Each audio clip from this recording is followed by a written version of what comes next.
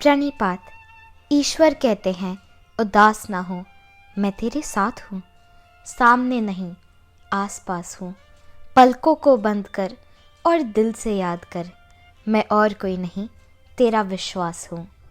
एक बार एक 8 साल का बच्चा 1 रुपए का सिक्का मुट्ठी में लेकर एक दुकान पर जाकर खड़ा हो गया और दुकानदार से कहने लगा, क्या आपके दुकान में ईश्वर मिलेंगे? दुकानदार ने यह बात सुनकर सिक्का नीचे फेंक दिया और बच्चे को निकाल दिया। बच्चा पास की दुकान में जाकर 1 रुपए का सिक्का लेकर चुपचाप खड़ा रहा। दुकानदार ने कहा, ए लड़के, 1 रुपए में तुम्हें क्या चाहिए? बच्चे ने कहा, मुझे ईश्वर चाहिए, आपके दुकान में है?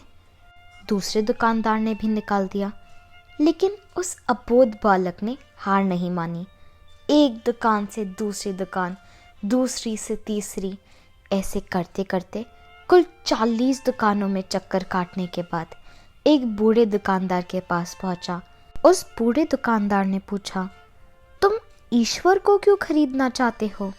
क्या करोगे ईश्वर लेकर? पहली बार एक दुकानदार के मुंह से यह प्रश्न सुन बच्चे के चेहरे पर आशा की किरणें लहराईं। लगता है इसी दुकान पर ईश्वर मिलेंगे। बच्चे ने बड़े उत्साह से उत्तर दिया, इस दुनिया में मेरी माँ के अलावा मेरा और कोई नहीं है। मेरी माँ दिन भर काम करके मेरे लिए खाना लाती है। मेरी माँ अब अस्पताल में है। अगर मेरी माँ को कुछ हो गया तो मुझे कौन खिलाएगा? डॉक्टर ने कहा है कि अब सिर्फ ईश्वर ही तुम्हारी माँ को बचा सकते हैं। क्या आपकी दुकान में ईश्वर मिलेंगे? हाँ मिलेंगे। कितने पैसे हैं तुम्हारे पास? बच्चे ने कहा, सिर्फ 1 रुपया है। दुकानदार ने कहा, कोई दिक्कत नहीं है, 1 रुपये में ही ईश्वर मिल सकते हैं। दुकानदार ने बच्चे के हाथ से 1 रुपया लिया, लेकिन उसने पाया कि 1 रुपये में तो पानी के एक गिलास के अलावा बेचने को और कुछ भी नहीं है। इसलिए उस बच्चे को फिल्टर से 1 गिलास पानी भर कर दिया और कहा, यह पानी पिलाने से ही तुम्हारी माँ ठीक हो जाएगी। अगले दिन कुछ मेडिकल स्पेशलिस्ट उस अस्पताल में गए। बच्चे की माँ का ऑपरेशन हुआ और बहुत जल्द उसकी माँ ठीक हो गई। डिस्चार्ज के कागज़ पर अस्पताल का बिल देखकर उस महिला के होश उड़ गए।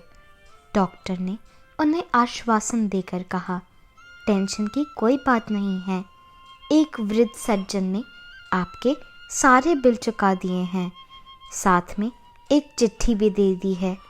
महिला चिट्ठी खोलकर पढ़ने लगी। उसमें लिखा था, मुझे धन्यवाद देने की कोई आवश्यकता नहीं है, आपको तो स्वयं ईश्वर ने बचाया है, मैं तो सिर्फ एक ज़रिया हूँ।